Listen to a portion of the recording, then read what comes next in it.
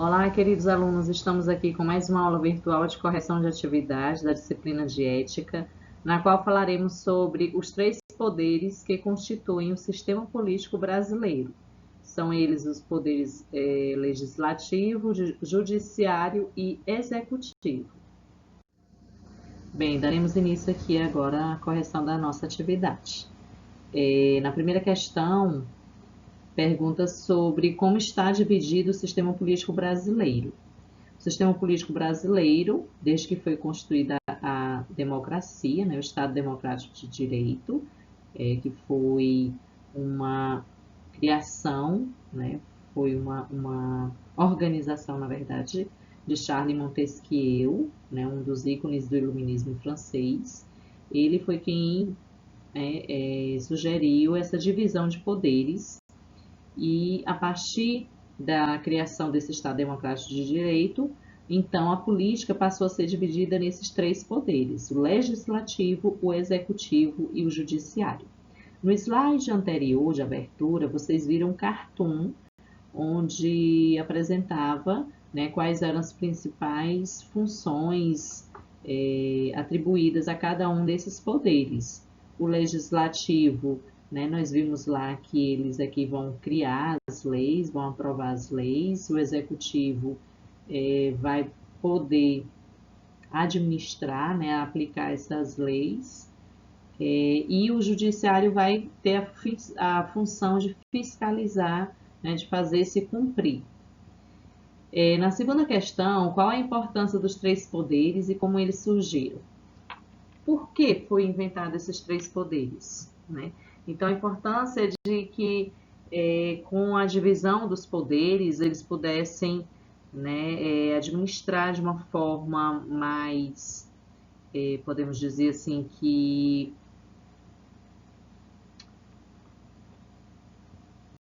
de forma mais equilibrada, né, a questão da administração do nosso país. Então, por isso, o poder administrativo ele passou a ser dividido entre esses três poderes aí.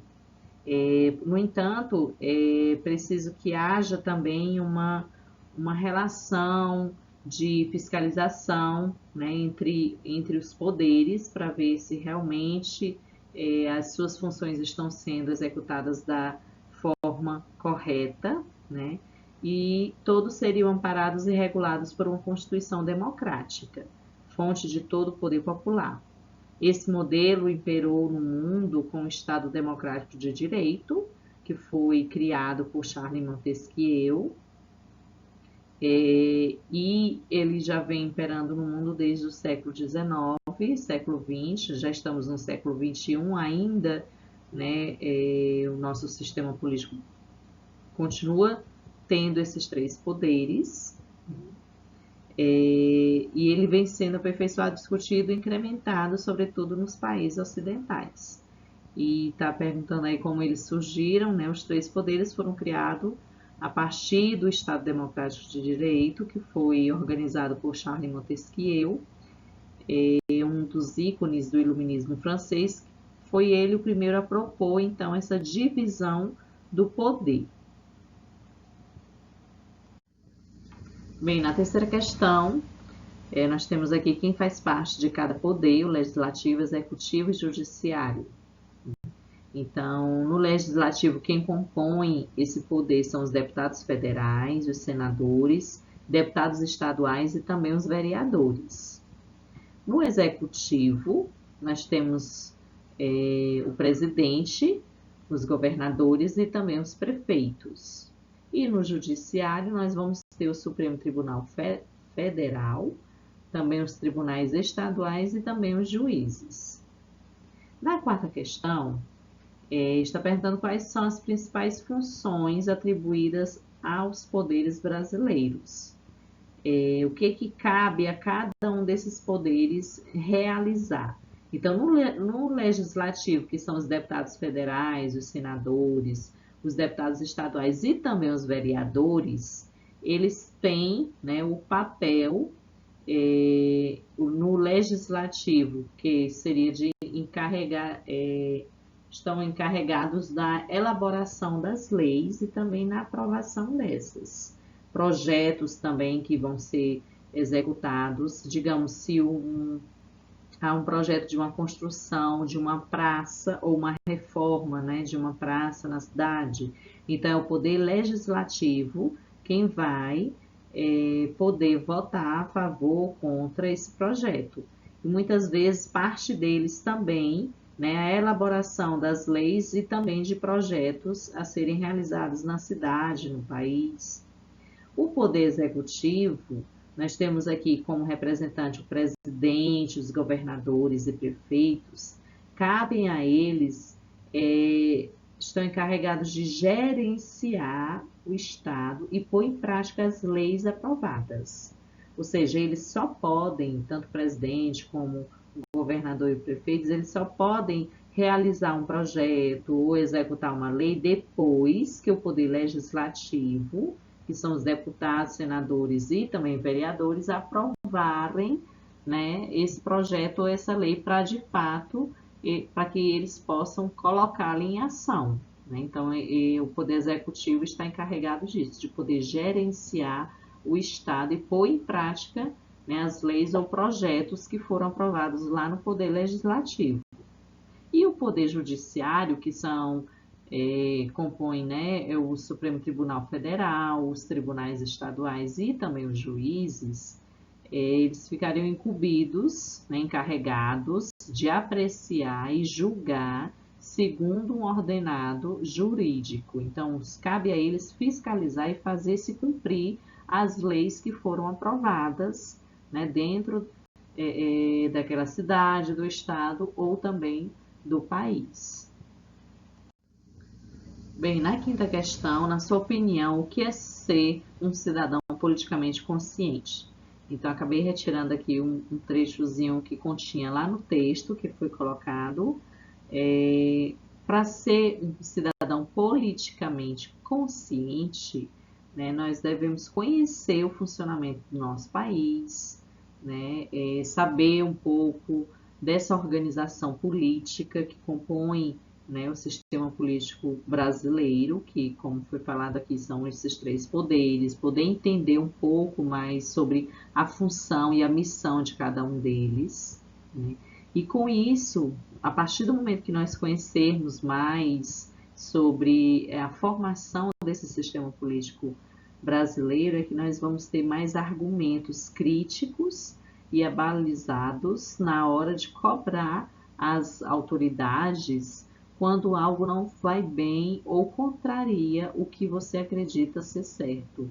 Até porque se nós soubermos realmente qual a missão e a função de cada um deles que estão lá constituindo, né, o sistema político brasileiro, a partir disso nós vamos poder cobrar deles, né, que eles realmente façam, cumpram, né, com seus deveres e que nós possamos realmente, né, ter essa consciência política de que estamos escolhendo bons representantes para o nosso país, para que possam administrar bem nosso país, nossa cidade, nosso estado.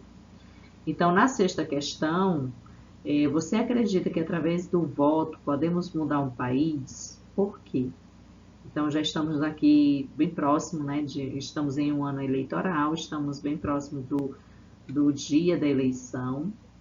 Nós sabemos que o voto, ele foi um direito que foi bastante lutado, bastante batalhado para se ter direito a essa democracia, a população poder escolher os seus representantes, né?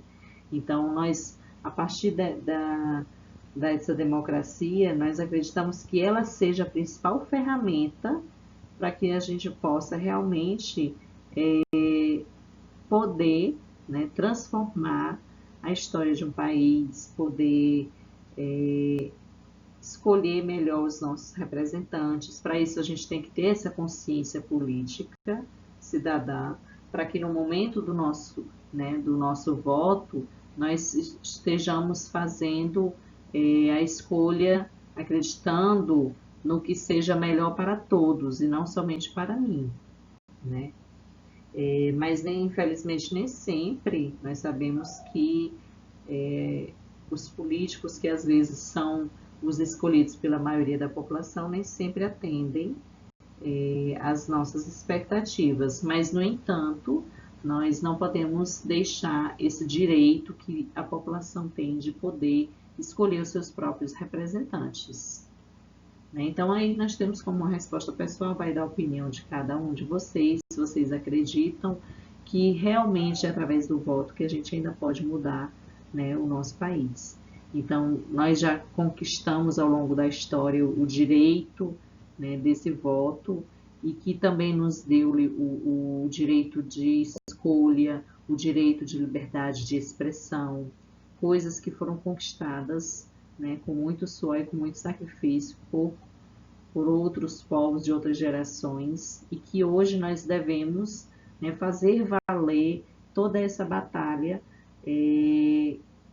escolhendo de uma forma bem consciente os nossos políticos, não pensando, né, no bem comum próprio apenas para mim, mas no bem comum para todos, pensando nas melhorias que esse político, né, que esse representante desse poder judiciário, ou executivo e também o legislativo, que eles possam realizar realmente, né, no nosso país, no nosso estado ou na nossa cidade.